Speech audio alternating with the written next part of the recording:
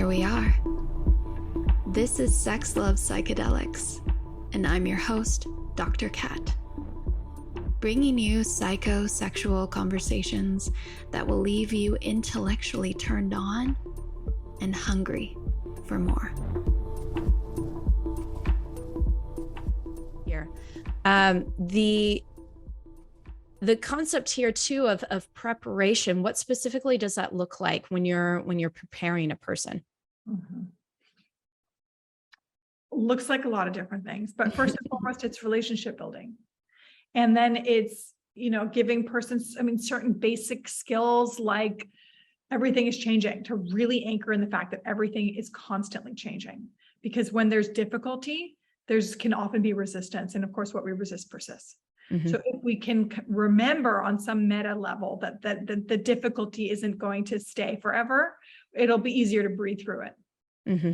I like to remind people to teach them that everything is sacred. So even if it's excruciating, like, can you see the sacred? Can you be in the para qué? Like, what is this for? What am I learning here? Mm-hmm. And can I stay with it? Mm-hmm. Yeah. That's helped me enormously. And that the place of power is here and now, to breathe. There's lots of different mantras that can be cultivated, breath work, of course, having an intention, and you said intentions and God laughs, but if you're going to be engaging in the unknown, which is where we always are, but if you're going to really amplify that in partnership with the psychoactive, it's good to know why you're doing that. Mm-hmm. And to have some kind of guardrails around your own process to support deeper flowering in the aftermath. Mm-hmm. Yeah, I think that also gives us a lens through which we can make sense of what we experience in that psychedelic space too, where you were talking about earlier. We don't know where it's going to go. It might go sideways, not in the direction that we want to go. We want to have fun. We want to play and see lights. Nope, I'm taking you into the dark realms of your ancestral trauma. And that intention can help us to make sense of, okay, this wasn't a quote unquote bad trip. This was it just unfolded the way that I did not expect it to, but there's still a lot of gold here. Mm-hmm. Mm-hmm. Yeah. And in fact, clinically, I like to celebrate the joy, and I've seen so many people have breakthroughs around pleasure in these kinds of experiences, and it's so delightful to watch. I like to think of 4 primary emotions, and the language of emotion is everybody's mother tongue. Mm. It's fear, anger, sadness, and joy, and if you can breathe through them all, then you can actually be a happy person.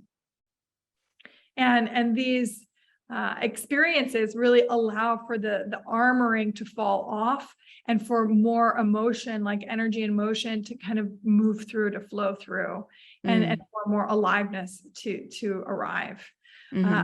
And it's, as we've said, it's not predictable. And I know myself, I've had a lot of experiences that have been intergenerational. You mentioned that, where I haven't been able to really fully differentiate my body from my mother's body, where I've had a lot of Holocaust visuals, where I've had, and I've also had a lot of visuals around racism, and I don't know what past lives I've had, but or if I'm just really sensitive to the reality of living in a racist, oppressive system, right? We are living in a very, very hierarchical system that we've inherited, and it's not our fault, but it is our responsibility to dismantle. And when we have these challenging experiences, and when we're working with psychoactives, not for recreation, which I'm not against, but when we're partnering with them for the sake of healing and coming back to wholeness, the ask is how do we move it forward? And that's really how we honor the medicine too, is by letting it have a life beyond the experience and the revelation, right? And the kind of discovery, uncovery, recovery, okay, now how do I live this? How do I let this fertilize my experience and the experience of my relationships, my community, et cetera? Yeah, yeah. And because so many people who go into psychedelics, whether it's for recreation or because they have a prescription from, a ketamine assisted provider, um, or however else or maybe even it's like a ceremonial setting. We know that psychedelics can help to unlock trauma that may have been blocked by the brain for a specific reason of protection. But for somebody who doesn't realize that they have that trauma and it comes up in a session, that could be pretty scary for somebody. What would you suggest somebody, or what would be some tips that somebody could be able to hold themselves through that or after? Sure. I mean, again, it's back to relationship. So if the person is held in a loving relationship, then that content can be held in a loving relationship and has a higher likelihood of the experience of safety to be expressed and to be held and to be supported, right? Now, the mind is brilliant. We are all like unbelievably miraculous and stunning. And we do block content to survive. We do dissociate to survive, right? My practice is in-bodied life because we're so disconnected and dissociated from our bodies, and skillfully so, right? We've adapted in order to like manage this culture and be fluent in it. But when we are ready to access more information, or when more information just comes, and it sometimes just comes with these tools, the person is going to fare better if they have support to like work with that material and to like process that material and to digest that material and to heal that material, right? Like what needs to be experienced, what needs to be expressed, what needs to be moved through. So I like to say, I don't give anyone medicine if I don't know who's who in your Zoom, where you're looking to go and grow. Like I need to know you. And I need to know that you feel safe with me, right? I get calls. Ooh, I need an emergency ketamine session. Who are you? No, I don't. Interesting. You really get that? Yeah. Wow. Okay. I haven't got that. I don't respond to it. But it just tells you how desperate people are. Yeah. People are really suffering. They really want a fast fix, and they think that there's going to be one. And, the reality is with this kind of work, sometimes it gets worse before it gets better. I've absolutely seen a lot of that. And then it can get really a lot better. But these unveilings, this kind of widening of access to our own experiences is turbulent and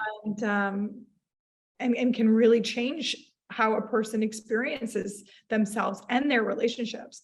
But if there's love, which is the biggest medicine, and if there's skill around how do we navigate, then the difficult material is coming up so that it could go through and so that a person can be more integrated. Which love, God, that word is a word that is so complex for so many of us, right? I think of love in regards to attachment theory, love being us being able to get our needs met and to be able to be safe and to be seen growing up. And for so many of us, some of those were missing experiences for us. And then how we translate love today between people or romantic interests or friendships. And so when you're referring to love, how are you defining it in this way?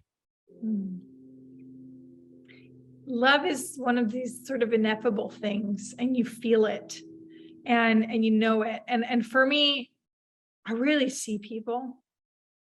I see them and I love them. And I love big, and they know that, right? Every single one of my clients knows that I love them.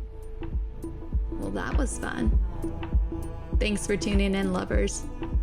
And if you want to experience more ecstasy and sexual liberation, head over to s.xlovepsychedelics.com and learn about how you can join me for any one of my online or live events.